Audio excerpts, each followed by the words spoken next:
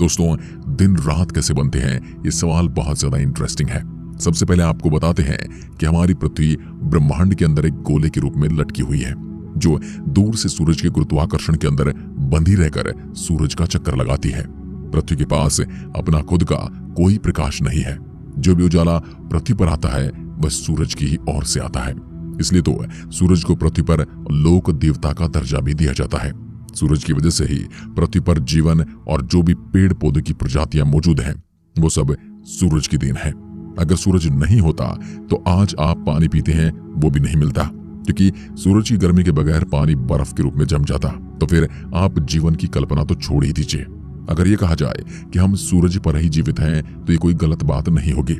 सूरज, आपको पता होगा कि पृथ्वी से 15 करोड़ किलोमीटर की दूरी पर मौजूद है और यह एक परफेक्ट दूरी है जहां पर सब कुछ ग्रह पर सही सलामत रहता है। आप इसे हम इंसानों का भाग्य ही कह सकते हैं, क्योंकि शुक्र ग्रह सूर्य के नजदीक है। इस वजह से वहां पर जीवन का वातावरण नष्ट हो गया और मंगल पृथ्वी की तुलना में सूरज से ज्यादा दूर है, इसलिए वहां पर ठंड ज्यादा है। और अब हम अपने मेन सवाल पर आते हैं कि दिन रात बनते कैसे हैं।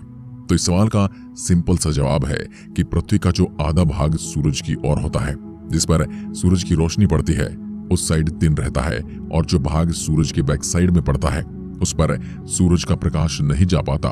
इस वजह से उस वाले भाग में रात होती है। अब दूसरा जो सबसे इंटरेस्टिंग सवाल है कि आखिर दिन के पीछे रात और रात के पीछे दिन क्यों होता है। तो पृथ्वी अपने अक्ष यानी धुरी पर घूमती है।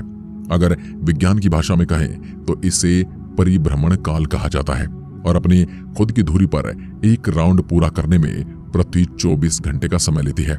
इस 24 घंटे के समय अंतराल में पृथ्वी का कोई भी एक भाग हमेशा सूरज की ओर से गुजर रहा होता है। इस कारण सूरज की रोशनी इस भाग में पड़ती है तो इस वजह से दिन रहता है, और पृथ्वी का भाग जो पीछे की साइड रह जाता है वह भाग अंधेरे में रहने के कारण यहाँ पर रात होती है। ये कुछ ऐसे आप वीडियोस फुटेज में देख सकते हैं। इस प्रकार परिभ्रमण के एक चक्कर में लगभग आधे समय के लिए दिन होता है और आधे समय के लिए रात।